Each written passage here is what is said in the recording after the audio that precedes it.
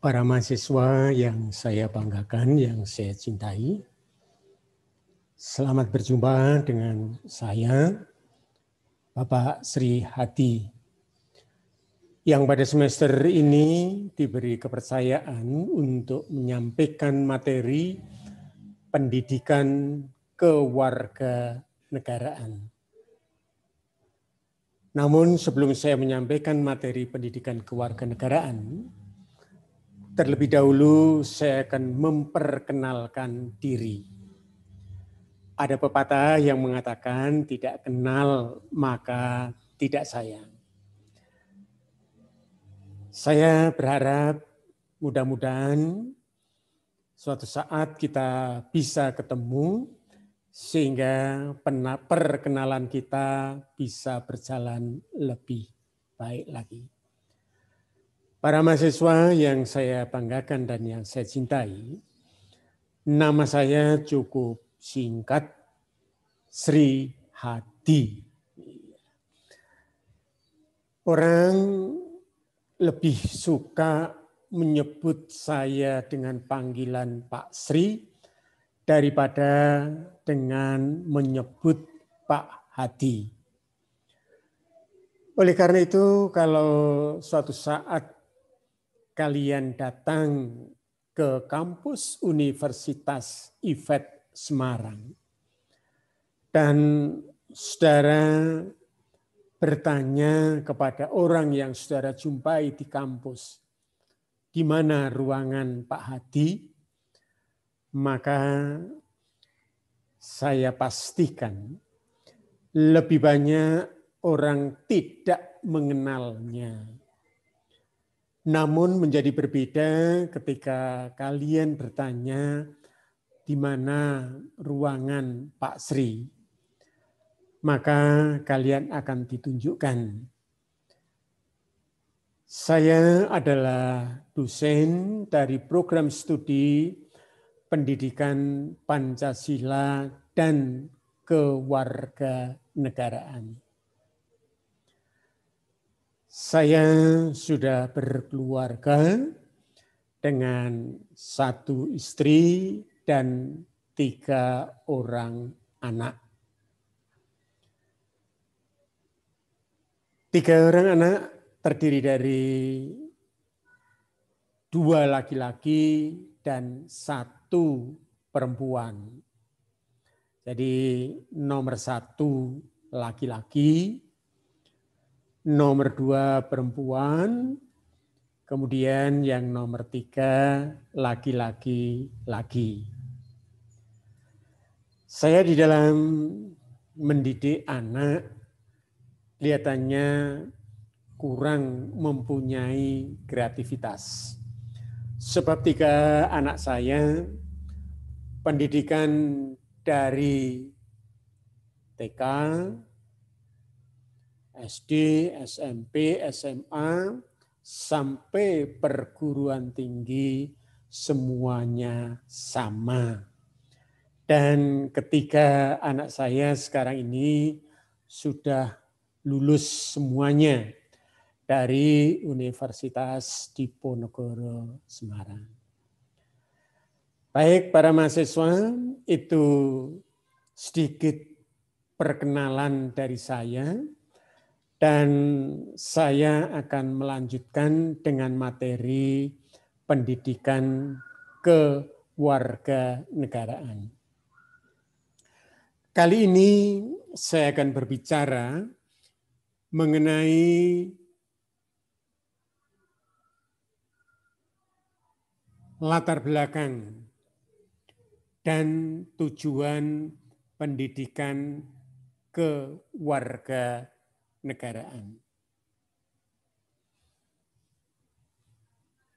Pendidikan kewarganegaraan yang sekarang ini kita kenal pada awalnya bernama pendidikan kewiraan. Pendidikan kewiraan diperkenalkan, diberikan kepada seluruh mahasiswa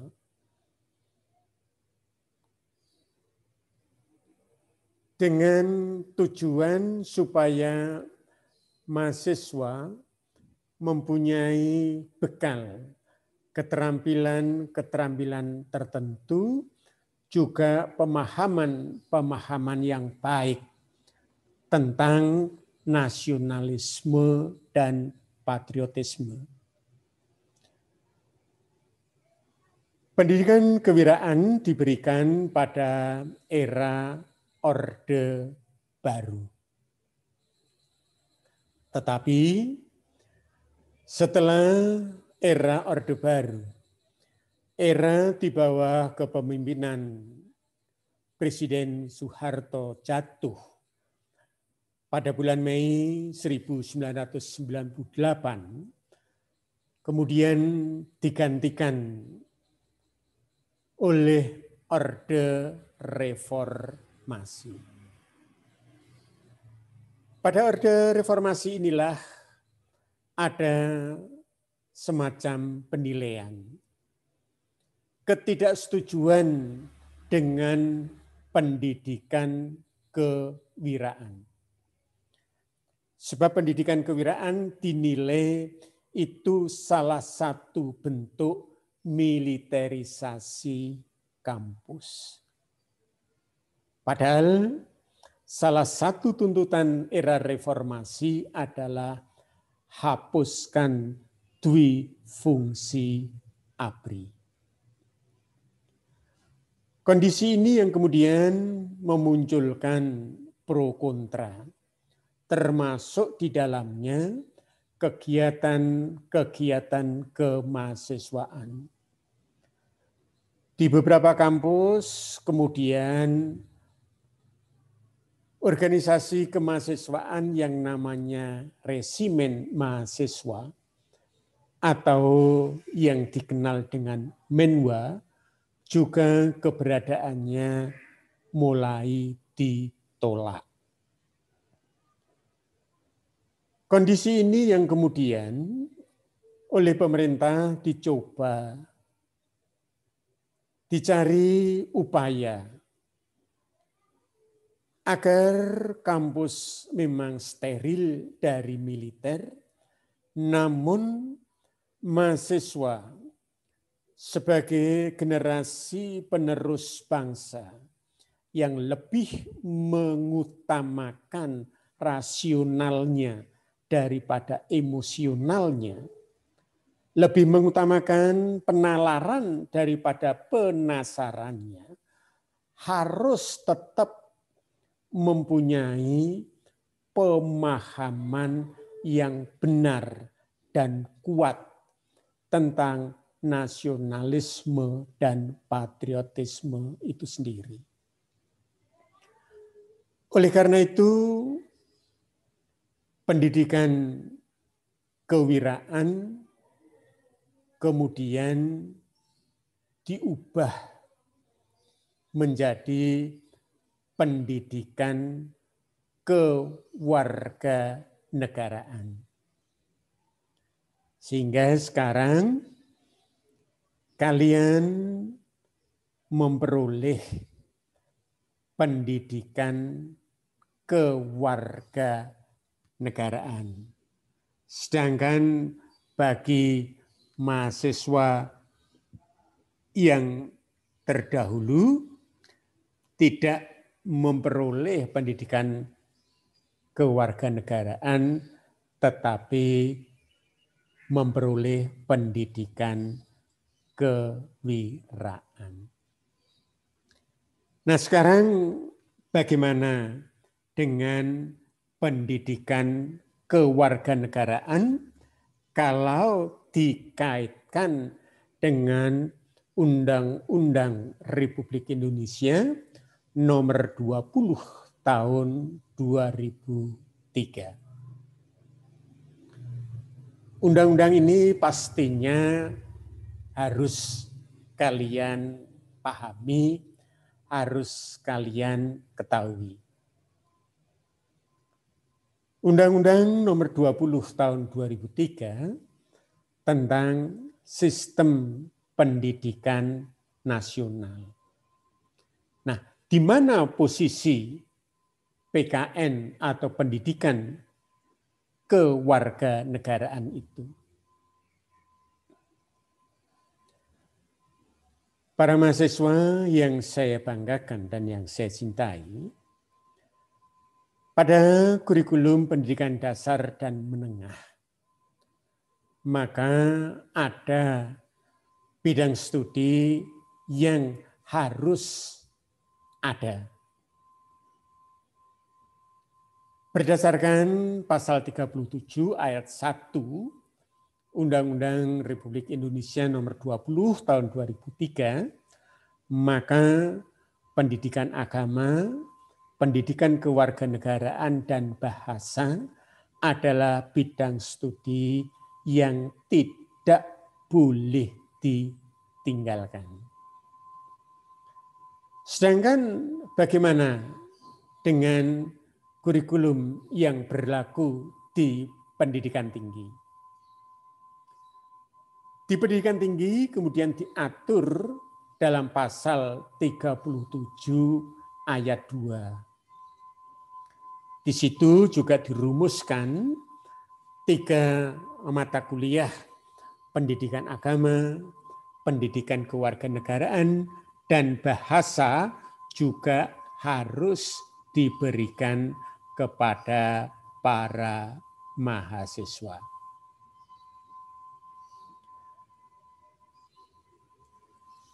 Sebagaimana tadi saya kemukakan di depan, bahwa mahasiswa sebagai generasi penerus, generasi yang akan memberikan warna bagaimana negara Indonesia ke depannya, harus mempunyai pemahaman yang benar tentang nasionalisme, patriotisme, hak dan kewajiban sebagai warga negara.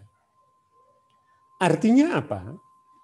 Artinya mahasiswa bukanlah kelompok masyarakat yang terpisah sendiri, tidak.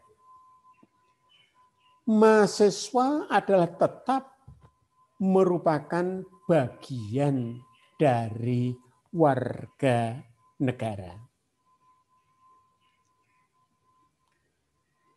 Kemudian modal dasar apa yang dimiliki oleh para mahasiswa agar mahasiswa itu mempunyai rasa kebangsaan dan cinta tanah air?